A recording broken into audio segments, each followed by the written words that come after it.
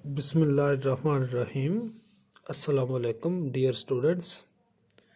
हम केमिस्ट्री के second semester में मैथमेटिक्स कैलकुलस और उसमें इंटीग्रेशन को पढ़ेंगे। कुछ कैलकुलस के और भी टॉपिक्स हैं, तो पहले हम इंटीग्रेशन को स्टडी करते हैं। इंटीग्रेशन को मैं पहले डिफ़ाइन करता हूँ। इंटीग्रेशन को एंटी डेरिवेटिव भी कहते हैं या इंटीग्रेशन भी कहते हैं। तो ये पहले डेफिनेशन है कि function F is anti derivative of F on an interval I if के इस एंटी डेरिवेटिव का अगर डेरिवेटिव लें तो ये ओरिजिनल फंक्शन यानी डेरिवेटिव वाला बन जाता है। तो ये इंटीग्रेशन है। जैसे कि एफ ऑफ एक्स फ़र्ज़ करें कि एक्स स्क्वायर है, तो ये किसका एंटी डेरिवेटिव है? आप एफ डैश एक्स ज़रा देखें क्या है। ये is the anti-derivative of 2x। वो 2x का ये एंटी डेरिवेटिव क्यों है? क्योंकि आप एफ डैश एक्स जो है यानी ये एफ ऑफ एक्स है, इसका डेरिवेटिव लें तो वो 2x आया ना। तो ये 2x ये किसके इक्वल है? एफ के इक्वल है। तो इसका मतलब एक्स स्क्वायर का जो एंटी डेरिवेटिव क्या आया जी? वो आया जी 2x या 2x का एक्स स्क्वायर आया। तो अगर x को 2x का जो एंटी डेरिवेटिव है वो क्या आया जी? एक्स स्क्वायर या एक्स स्क्वायर किसका एंटी डेरिवेटिव है? 2x का है। अब जो 2x है इसके एंटी डेरिवेटिव्स और भी काफ़ी सारे हो सकते हैं। There are many antiderivatives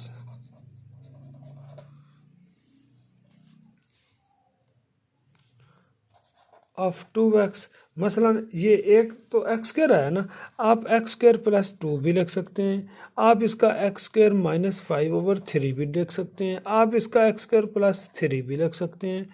x square minus 3 भी लिख सकते हैं एंड सो ऑन। ये सारे इसके एंटी और भी बेशुमार इनफिनिट हैं।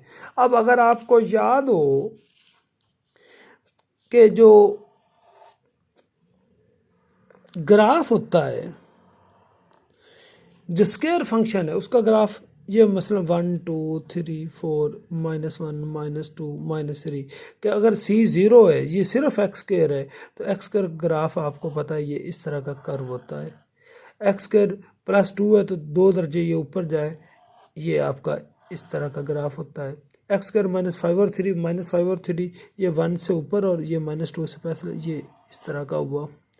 ये ग्राफ है एक्स स्क्वायर -5/3 का, यानी ये एक्स स्क्वायर -5/3 का ये। अच्छा, एक्स स्क्वायर -3 दर्जे नीचे चले जाएं, वो आपका ये ग्राफ आया। ये किसका आया जी? एक्स स्क्वायर -3 का। और ये किसका है? एक्स स्क्वायर +3 का है। और ये जो ओरिजिन से गुजर रहे ये एक्स स्क्वायर का ग्राफ है। तो ये मकसद ये है कि ये फैमिली है कि इसमें मुख्तलिफ ये कर्व तो एक ही तरह का है ना, तो इसमें constant c constant of integration antiderivative में आपने लाजमन लगाना है। अब मैं आपको ये एंटी डेरिवेटिव को इनडेफिनेट इंटीग्रल भी कहते हैं, यानी कि एफ ऑफ एक्स का जो इसी डेफिनेशन कहता है। तो anti derivative for example capital F of x है तो उसमें सी ज़रूर आना है। वेयर एफ डैश का डेरिवेटिव अगर इसका डेरिवेटिव लें तो ये एफ ऑफ एक्स आना चाहिए। तो एफ ऑफ एक्स, तो वेयर ये f dash x equal to f of x and c is the constant of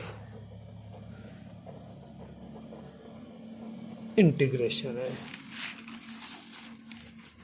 और ये जो साइन है, ये वाला sign is the sign of integration. ये इंटीग्रेशन का साइन है जी। अब मैं आपको इंटीग्रेशन या एंटी डेरिवेटिव के कुछ एक टेबल बना के देने लगा हूँ। ये आज का ये पेज नंबर आपका 2 है, इसका इंट्रोडक्टरी लेक्चर है।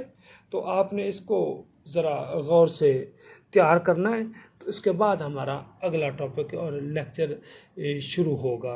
बड़ा इंटरेस्टिंग है कि मसलन आपने पढ़ा होगा एक्स का डेरिवेटिव 1 है, तो 1 का इंटीग्रल या एंटी डेरिवेटिव क्या हुआ, वो हुआ एक्स, और प्लस सी क्या आया, कांस्टेंट ऑफ इंटीग्रेशन है। नेक्स्ट है जी कि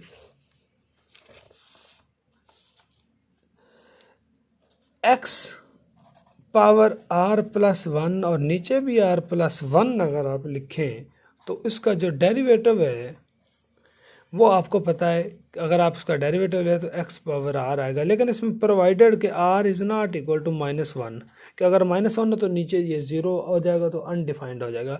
तो इसका जो एंटी डेरिवेटिव है वो क्या आना चाहिए, ये आना चाहिए। तो लिहाजा फार्मूला नंबर ये 2 हमारा ये बना हुआ कि एक्स की पावर आर का जो एंटी डेरिवेटिव है X power R plus 1 over R plus 1 plus C constant of integration, और R is not equal to -1, ये दूसरा फार्मूला हो गया। अब आपको ये पता है कि जो साइन एक्स है इसका जो डेरिवेटिव है वो कॉस एक्स है, तो कॉस का जो एंटी डेरिवेटिव हो वो साइन एक्स हुआ, फिर लिहाजा एंटी डेरिवेटिव या इंटीग्रल ऑफ कॉस एक्स वो किसके इक्वल हुआ जी, साइन एक्स प्लस सी। इसी तरह आपको पता है कि कॉस का डेरिवेटिव माइनस साइन होता है, तो मैं माइनस कॉस का जो डेरिवेटिव है वो तो प्लस साइन हुआ ना, फिर तो प्लस साइन का जो इंटीग्रल है वो क्या आया, माइनस कॉस एक्स, यानी चौथा फार्मूला साइन एक्स का जो इंटीग्रल है वो आया जी माइनस कॉस एक्स प्लस सी। एक और है tan x का, आपको पता है जो डेरिवेटिव है tan x वो होता है सीकेंट स्क्वायर x, तो सीकेंट स्क्वायर x का जो फिर इंटीग्रल जो आया वो क्या आया जी, tan x आया प्लस सी का आना कांस्टेंट ऑफ इंटीग्रेशन। अच्छा एक और है फार्मूला